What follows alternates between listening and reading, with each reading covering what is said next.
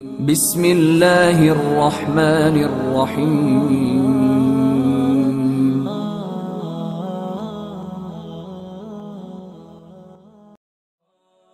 الحمدللہ الصلاۃ والسلام علی رسولہ الکریم۔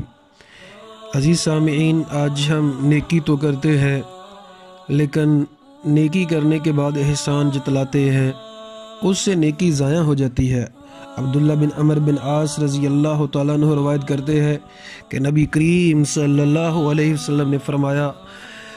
لا يدخل الجنت منان، جنت میں ایسا شخص نہیں جائے گا جو احسان جتلاتا ہے، ولا آکن، اور نہ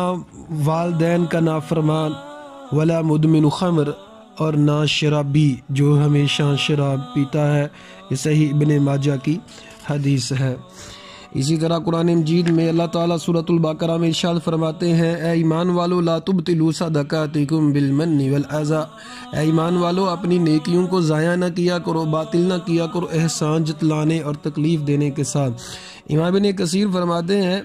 کہ صدقہ کرنے کے بعد اگر کوئی احسان جتلاتا ہے تو یہ تکلیف ہوتی ہے، اسی لیے وہ باطل ہو جاتا ہے صدقہ، اور وہ ایسے ہی ہے جیسے ریاکار ہے، چونکہ وہ اس لیے نہیں کر رہا۔ اگر اللہ کے لیے انسان کرے تو وہ پھر اس کی طلب نہیں کرتا کہ اس کو زیادہ ملے۔ عزیز سامعین، جو لوگ صدقہ نیکی کرتے ہیں اور اس لالچ میں کرتے ہیں کہ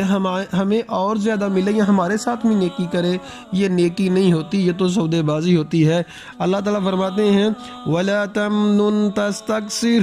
اے نبی کریم صلی اللہ علیہ وسلم، آپ کسی کے ساتھ ایسی نیکی نہ کرے کہ جس سے آپ کی خواہش ہو کے زیادہ ملے، بلکہ اللہ تعالیٰ نے تو اپنے نیک لوگوں کی صفت بیان کی، وَيُطْعِمُونَ الطَّعَامَ عَلَىٰ حُبِّهِ مِسْكِينًا وَيَتِيمًا وَأَسِيرًا،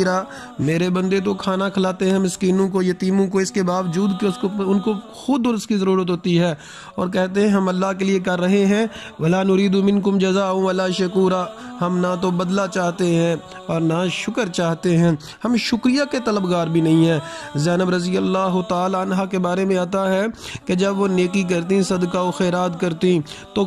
اگر وہ شکریہ ادا کرنے کی کوشش کرتا یا دعا دینے کی کوشش کرتا تو آپ دعا بھی نہ لیتی کہ مجھے تیری دعا بھی نہیں چاہیے، کیوں کہ نہ تو ہمیں شکر چاہیے نہ بدلہ، مجھے تو بدلہ میرے اللہ سے چاہیے۔ عزیز سامعین، اگر ہم نیکیاں اللہ کے لیے کرنا شروع کر دیں تو یقین جانیے بہت زیادہ برکت ہو، اور یہ جو لڑائیاں گھریلو جھگڑے ہیں یہ بھی ختم ہو جائیں، کیونکہ گھریلو جھگڑے اور اسی طرح فساد اس وقت ہوتا ہے جب انسان کسی کے لیے نیکی کرتا ہے اور اس کا وہ رزلٹ نہ دے۔ اللہ سے دعا ہے اللہ ہمیں ہمیشہ نیکیاں اللہ کے لیے کرنے کی توفیق عطا فرمائے، آمین ثم آمین۔